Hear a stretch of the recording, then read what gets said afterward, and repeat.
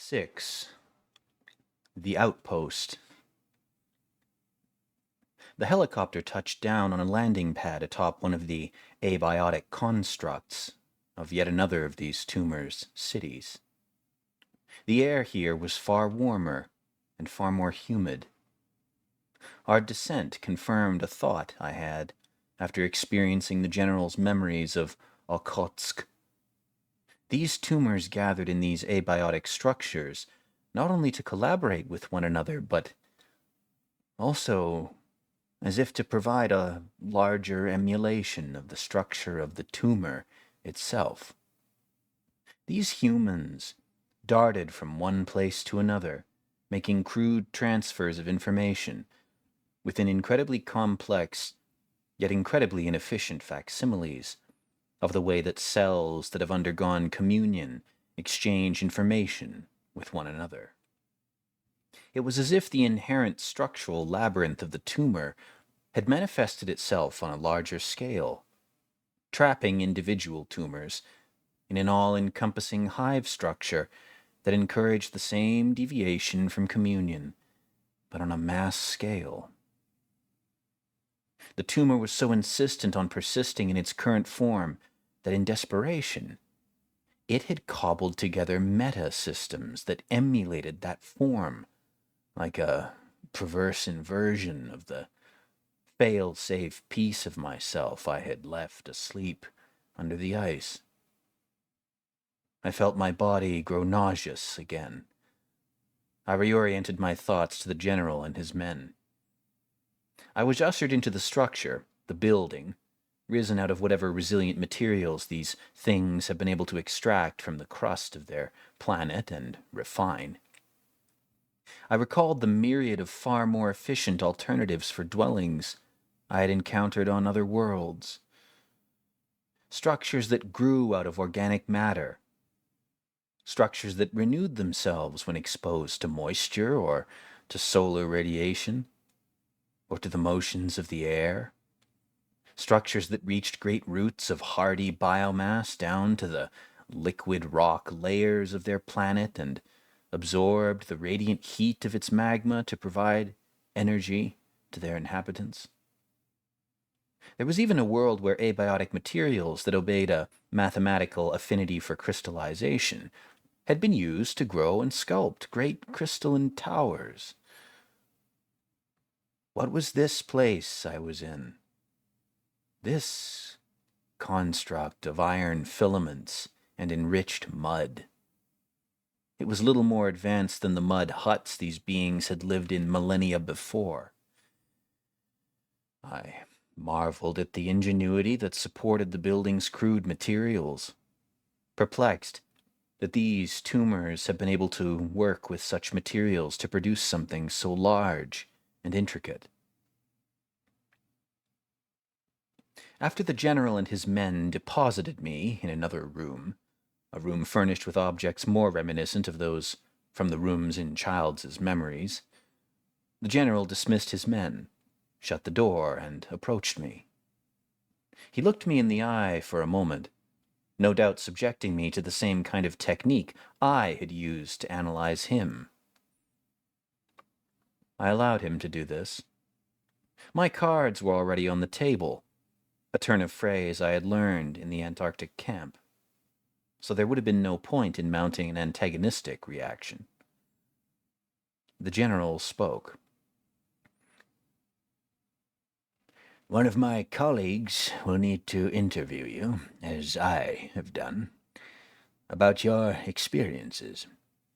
After that, if she deems you ready, you'll be given free rein to roam this building for a time, and speak with anyone else here as you'd like. I don't suspect you'll try to change your biomass, but in case you're tempted, let me demonstrate what will happen if you do. The general took my hand, produced a small knife from his pocket, and cut into my palm. He knew about Macready's test. I had told him about it. This display was no doubt designed to demonstrate how that experience had affected me, while also offering some kind of practical lesson or veiled threat. I watched the general eager to witness whatever display he had in mind for me. The general squeezed my blood into his hand and held his own hand out in front of me. "Tell it to change into something." I focused on the part of me sitting in the general's hand, a mixture of mostly water with iron and oxygen-rich cells, salts, minerals, vitamins. I knew this substance, this blood, had been afforded an undue significance by the tumors. It was a nutrient and chemical-rich liquid medium that maintained their forms, nothing more. Yet if any tumor were witnessing this act, they would no doubt associate it with primal nightmares, involving injured tumors preyed upon by other forms of biomass. Some tumors called certain acts involving blood rituals, affording such acts a negative significance due to their wasteful destruction of healthy tumors for no apparent purpose but optics or fetishization. These things were so entrenched in their own insanity, so used to justifying its continuance with various systems, that nothing but communion could correct them. Every moment of their lives, these tumors shed biomass of various types from every orifice. Their environments are totally saturated with runoff from every part of them, with the aggregate forms of biotic wastefulness inherent to their mutant forms. They were so like dead biomass, animated only by their tumors, structures I would scarcely call alive in any meaningful sense.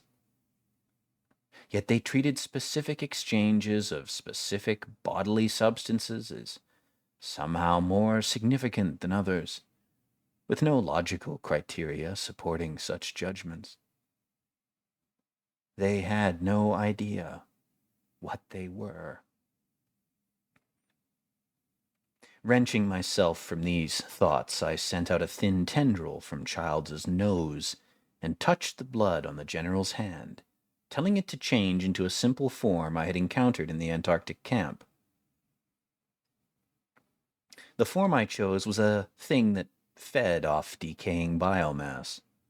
The creature, called a housefly, was a common pest in the tumors' dwellings.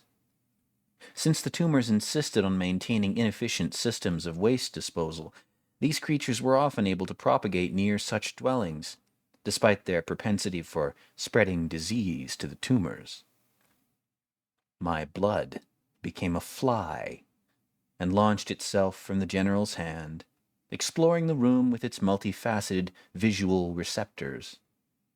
The fly was a bit like the helicopter we had traveled here in, and I felt Childs's brow furrow, despite not having told it to.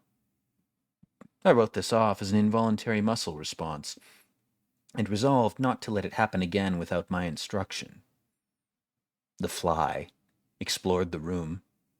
When it landed on the wall and began exploring the odd terrain of the abiotic surface with its carrion-seeking senses, the general drew out a radio-based communication device from his belt. "Code Blue Rose, Room 8, single target," he said. An odd humming permeated the room. Childs's human sensory organs could never have detected it, but a few stray cells of mind floating in the interstitial liquids between his organs felt some kind of focused modulation of the various electromagnetic fields originating from some point deeper in the building that permeated the room. For an instant, those fields focused into a thin, invisible beam before returning to their prior states. The fly disappeared from the wall, leaving a dot of black where it had been. The general got up, went over to where the fly had been, and stroked the dot up with his finger. He returned to my bedside. He held his finger to my nose. It was coated in ash, but I could detect a hint of what had been the fly, of what had been me, in that biotic detritus. The general smiled. "Do you understand?" he asked, wiping his finger on the side of my gurney. I nodded. The general stood up and unbuckled my restraints, beginning with my arms. I flexed my wrists. The restraints had left impressions on them, indentations where the metallic components of the restraints had pressed into my skin. I felt Childs's body desire to rub these impressions as if to erase them, and allowed my body to do so. It seemed like the appropriate way to respond, to continue my mimicry. The general smiled again. Good, that's the way. You keep up like that and we won't have any problems. The general unbuckled my leg restraints, and I rose from the gurney. The temperature of the room was controlled by various abiotic devices. My body felt comfortable, even in the thin gown I had been clad in. Where are my clothes? I asked. They had to be destroyed. Quarantine protocol, you understand, but in name only. Speaking of understanding, the general placed his hand on my forehead. I felt him attempting communion again. Part of me opposed this act with such fervor that I had to shift certain cells from elsewhere to my body's tumor to placate its anxiety. I surmised this shift of cells would not be against whatever suspension of transformation was at play in this bizarre space. So long as I maintained the outward appearance of a tumor, like I had in the Antarctic, I gathered that no harm would come to me. The general nodded as he communed with me, able to sense my thoughts. He offered me another part of his memories, presumably to prepare me for whatever colleague was soon to evaluate me.